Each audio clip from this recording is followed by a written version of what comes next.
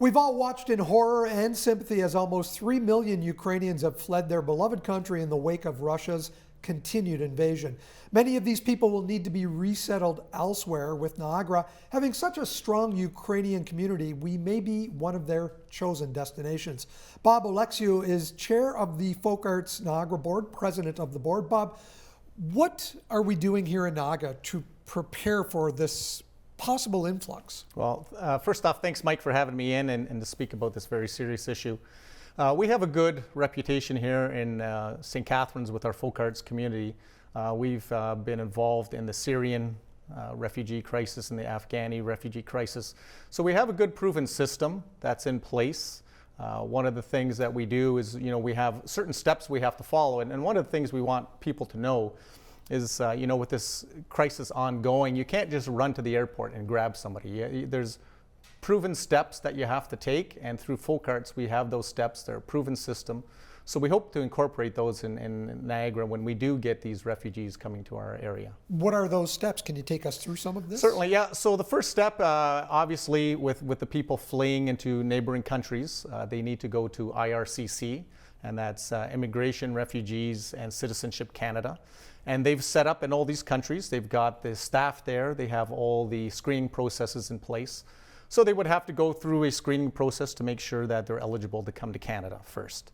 So they would be in Poland. I know the United States also has their stream of immigration coming in.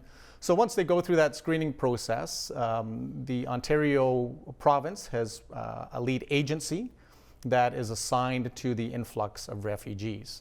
At this point, we don't know certain numbers. It's changing. The last statistic I heard is between 2 and 3 million refugees. So it's changing day to day. We have reached out to IRCC for updates. The updates are coming daily. As it is now, we're uncertain. So once this lead agency gets the numbers, agencies like ourselves, Folk Arts, will reach out and let them know what we can offer refugees and settlers to this area. And that's important because we want to make sure that they integrate into our communities. And these are people who may come for only a certain period of time, right, but there's a lot that may stay for the rest of their lives, kind of like what my parents did back in the 50s. So we want to make sure they have the integration, that they have accommodations, that also there's options for employment and development, and culturally integrate, because let's face it, they've gone through something that is unbelievable. So we want to make sure that they're not inundated with help all of a sudden, and we gradually incorporate them into our communities here in Niagara. Are these typically family members of people already in Niagara? Is that what we're looking at? Well, that is one aspect of it, and there's a couple of different streams. So we do have people who have family, and they can expedite the system because IRCC has programs in place for people who do have family members already in specific areas, and not just the Niagara region, but throughout Canada. And they can expedite and speed up the process, and they would be placed with that family in this area. But a lot of them, I'm sure you've seen where families have been separated at the borders. The men have to stay and fight, so there may be a lot of parents with children. And in fact, I saw last night a kind of very sad statistic that said 55 children a minute are coming over as refugees, and it's just beyond belief when you put that into any aspect. It's overwhelming. So and Canada's not the only country. Like I said, United States and a lot of the Baltic states are also taking some of our refugees. I have to ask you, will there be government support financially for some of these refugees? We haven't heard a lot, yes, either federally or provincially yet. We've heard some numbers maybe being thrown out, but we haven't heard any specifics. Yeah, and Mike, this is the big hurdle that we as organizations through Folk Arts, we're having some difficulties actually trying to figure out our own programming, because there have been no official numbers given out yet. And the lead agency, we've been in touch with them, and they haven't been given anything as well.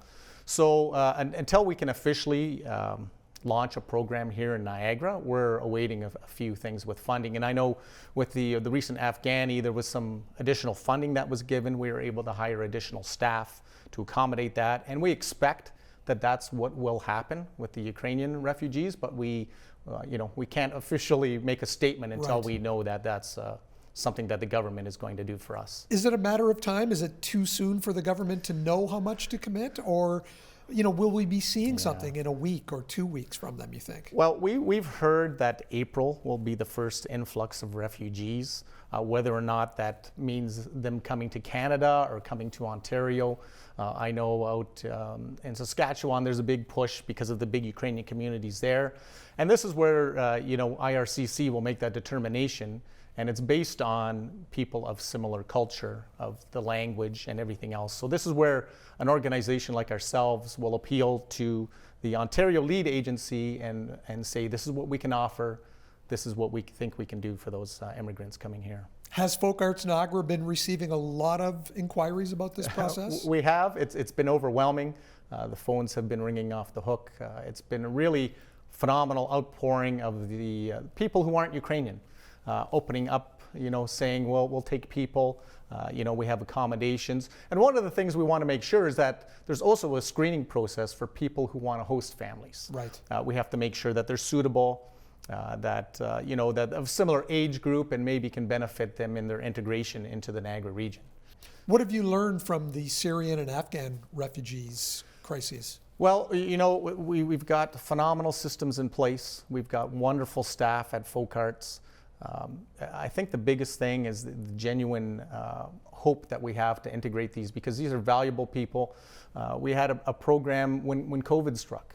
We had a lot of recent immigrants who had medical skills but weren't able to get their certifications in Canada because of language things. And we advocated for them. I said, we have a shortage of skilled people. Here they are. So we advocate on everyone's behalf to get them in. So we feel that this will be necessary with the Ukrainians. There'll be a lot of skills that they can bring to us. It was nice to see some announcements from the automotive, provincial automotive companies saying that they have jobs in place. But like I said, it's a systematic approach, and there are steps, and we have to follow them so that it's a seamless. As we wrap up, tell me, where do you feel is the best way for people to donate humanitarian aid? The best way to donate is either through Red Cross or through the Canada-Ukraine Foundation, and that's an organization we work with really closely. They've been established for quite a number of years. Their money goes directly to causes such as this humanitarian effort. We've been involved in many shipments already.